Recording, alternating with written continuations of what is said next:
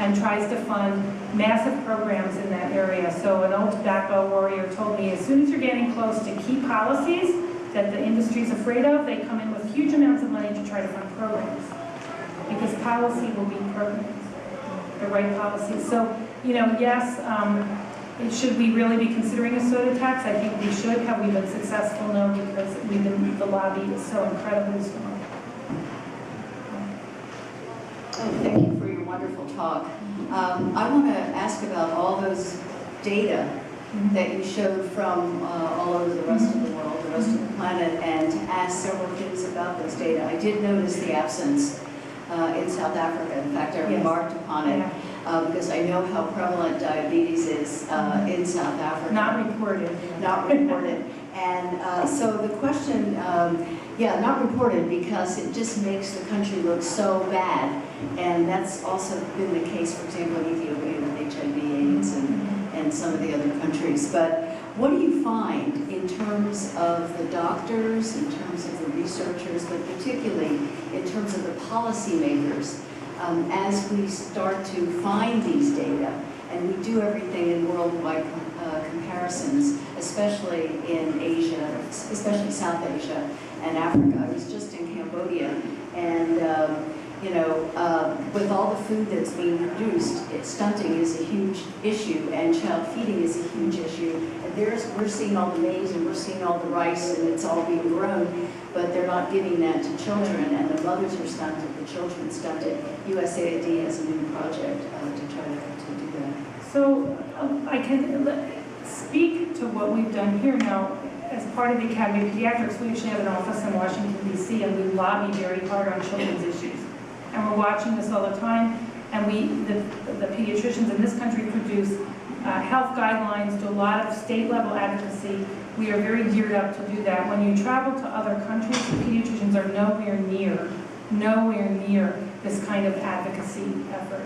And what's been successful in this country, and it's not been necessarily around nutrition, but seatbelt laws, hot water heater temperatures, all kinds of legislation that we have participated in as health communities and parent advocacy groups. So when we think about this, we are having to export advocacy. We have to export the advocacy because you can't do it there from here.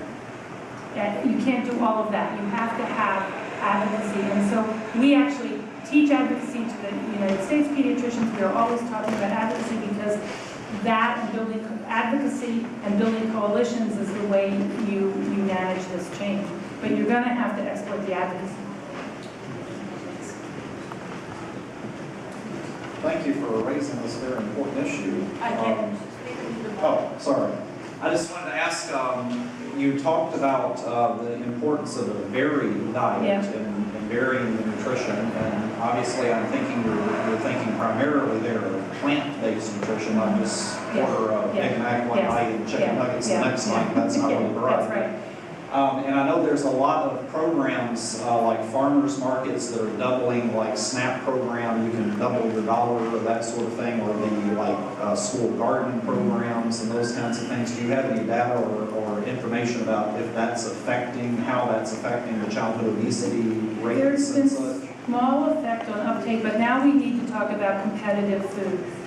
So if you have fast food, convenience foods, highly palatable foods. Many of you probably read the New York Times article, I guess it was several months ago, about food engineering for taste. Okay, so in maybe it was the Army back in Vietnam, the guys were not eating their MREs. They had to eat calories. They tasted like they didn't taste well. The guys weren't eating them. They started engineering the food to taste better so the Army would eat the amount of calories they needed. And what the food industry figured out is food engineering for palatability was the way to increase consumption. So there was actually a point at food actually called the bliss point where they have the taste that will keep you eating the food. Now I will tell you that when you have competitive foods in the home, snack foods, you go out for fast food and healthy food, the food of preference is going to be the competitive food. Okay? It has the palatability. It's hard to eat a natural diet and have it taste good against that food. So there are lots of, you can increase access, but we have this competitive situation with highly palatable, maybe addictive foods, right, that are cheap against the natural diet. And I think that's a problem that has to be addressed. Because you can offer it, but if demand is not there, and demand is fueled by taste, and taste may be the biggest driver of eating right now. Vision, portion size is a huge driver, but taste is probably one of the bigger drivers of consumption. And if you're a food producer, what do you want? You want consumption.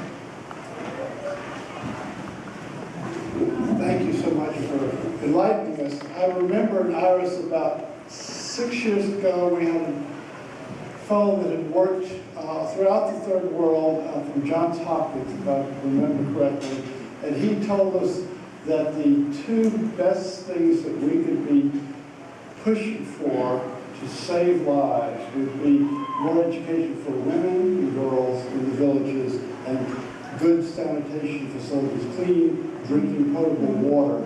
And I wonder what is the impact between childhood diarrhea from bad sanitation with obesity and undernutrition? Well, I think anytime you have the diarrheal diseases and undernutrition, you're going to have morbidity and mortality, and that's clear. So I think that there's no question that, eradication of infectious diseases is important to infant and child mortality. I think education of women and children, but maybe beyond education, again, they can know, but they have to have access and skills. The mothers are the purveyors of nutrition in the household. In any culture I can think of, I'm looking at solid. The mothers are the purveyors of nutrition. And if we cannot get to the women and get to the women with what they need in terms of decision-making capability and resources, we're not going to fix this problem. So it is a gender issue in that sense. I was wondering if you had any comment about the addition of caffeine to drinks, such that in order to maintain your addiction to caffeine, you need enough of empty calories of the soda, and their fundraising in schools and other things where they put basically empty calories and addict the children to caffeine. Yeah, and I think caffeine and stimulants are a whole other topic we could talk about. Probably the biggest safety issue in the energy drinks is in young adults who drink alcohol and also drink the energy drinks, and then they get alcohol overdosing. I think that we have totally lost our way in terms of the quality of what we've totally lost our way in terms of thinking of food as a health issue and the health impact of food. And when I say to parents, this is about health, this is about the health impact, everything you put in your mouth determines your health, the light bulb goes on sometimes. I think the culture, our culture at least, has totally lost its way in terms of what the basic meaning of nutrition to health. And we're looking at it as taste, palatability, social trending, marketing, acceptability, everything but health. So my question is the gender question, because this whole discussion has been about women and children, and I recognize that that's when you have short resources, you put them where they're most effective, but you also said that the biggest problems are in places like Pakistan and Bangladesh, where women have very little control over their lives. And so why do we keep saying it's a women's issue? I mean, why isn't this a men's issue too? Are there efforts to get the men on board in this problem too, or is it wholly the mother's responsibility? Well, when I say a women's issue, I don't mean their responsibility. It's a cultural responsibility to ensure their survival into the next generation without disease. So the culture as a whole has to ignite on the issue. I think and I would say that the women's problems with this are not just in the third world, but in this world. Because if you look at our inner city, it's not dissimilar to how you teach nutrition to an inner city mom and how you teach nutrition to a mom in a developing country. So I think it's a global cultural problem of survival and health. I think the gender aspects of it are that women are put in charge, like in all highly stressed situations, great responsibility, no resources to deal with the problem, and that has to be fixed.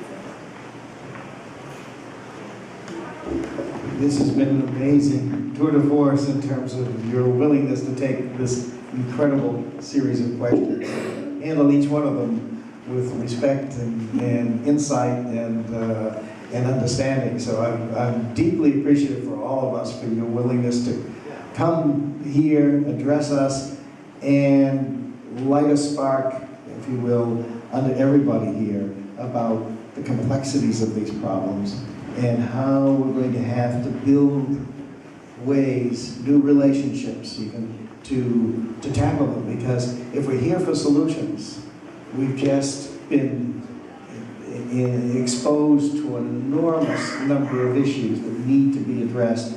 And it's extremely important that we take the what is from your identification of these problems. And now we have to take the next step to begin to integrate this into an understanding that where we can make a difference. Where is the expertise of this community of very astute intellectual capacities with lots of experience in the spiritual world, in connecting the spiritual world with the scientific world. How can this now be utilized, this knowledge that we've just received, how can we make that bridge start to occur? So you've had a lot of ideas, and I hope that you've made an amazing dent on our problem, so to speak, in terms of being able to give us the kinds of knowledge and information that we needed. So on behalf of everyone, I want to thank you very much for the challenging presentation. Thank you.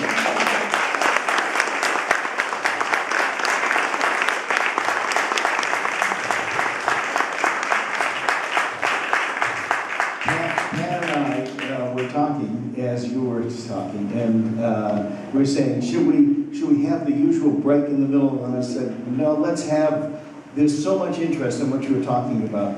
Let's go on and let people really share the insights and the questions across. And so we'll have the break now, but then it'll turn into an informal discussion, and I'm hoping that all the people here will have a chance to think about it and talk to one another and keep them moving ahead that we've started with. So it's 8:15 now. We've had a very good, rich session. Please partake of some drinks, and no sweet drinks. Water would be great. But all kidding aside, I do want to thank you again for coming by and being with us and continue to be with us, because this is just the beginning, and I hope by Thursday night we'll have another set of answers that Bill Clark, who came up to ask you, and you'll see another perspective on this, which is dramatic and interesting and important, and how we're going to deal with these issues in the United States in this case. Thank you again. Do you have any announcements that you would like to make?